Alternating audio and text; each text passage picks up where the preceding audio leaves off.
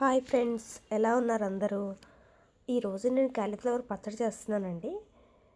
చూసేద్దాం ఒకసారి. కావాల్సినవి క్యాలీఫ్లవర్, కారం, మెంతిపిండి, సాల్ట్, కొంచెం వెల్లుల్లిపాయలు, నిమ్మరసం, ఆయిల్ అండి.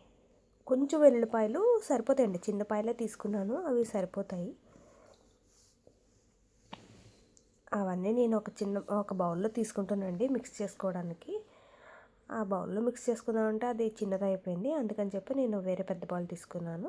కారం వచ్చేసి 3 స్పూన్స్ వేసుకోవచ్చండి, అది మన టేస్ట్కి తగ్గట్టుగా మనం అడ్జస్ట్ చేసుకోవచ్చు. నాకైతే 3 స్పూన్స్ సరిపోయాయి. మీ టేస్ట్ని బట్టి మీరు అడ్జస్ట్ చేసుకోవచ్చు. అలాగే సాల్ట్ కూడా నాకు 2.5 స్పూన్స్ సరిపోయాయండి. ఇంకా నేను తర్వాత కూడా మళ్ళీ ఇంకా యాడ్ చేయలేదు, కరెక్ట్గా సరిపోయింది. క్యాలీఫ్లవర్ నేను మీడియం సైజ్ ఫ్లవర్ తీసుకున్నానండి, కాబట్టి నాకు సరిపోయింది. అది మీరు ఒకసారి టేస్ట్ చూసి అడ్జస్ట్ చేసుకోవచ్చండి. తర్వాత ఒక స్పూన్ మెంతిపిండి, నేను ఆవు పిండి వేయనండి, వెల్లుల్లిపాయలు కూడా వేసేస్తున్నాను చూసారా.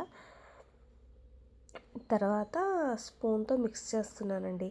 ఈ పచ్చడి పెట్టేటప్పుడు ఫస్ట్ మెయిన్ తడి ఉండకూడదండి, ముక్కల్లో కానీ ఆ బౌల్కి కానీ స్పూన్కి కానీ ఎక్కడ తడి అన్నది ఉండకూడదు. తడి తగిలింది అంటే పచ్చడి పాడైపోతుంది, త్వరగా పాడైపోతుంది.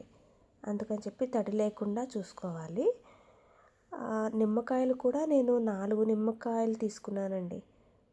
ఆయిల్ కూడా యాడ్ చేసేస్తున్నాను. ఆయిల్ కూడా యాడ్ చేసేసుకుని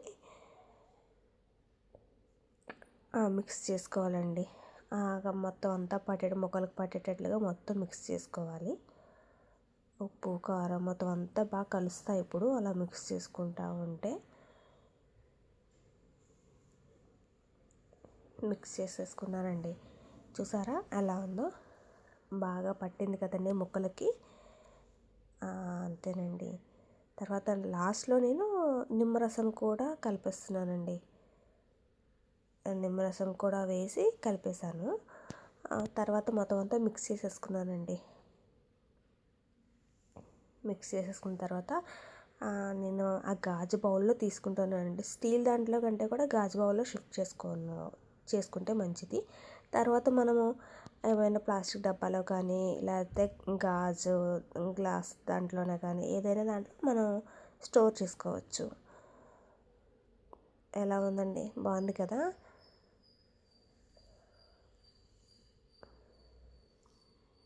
థ్యాంక్స్ అండి ఈ వీడియో చూసినందుకు. ఫ్రెండ్స్, సబ్స్క్రైబ్ చేసుకోండి ప్లీజ్.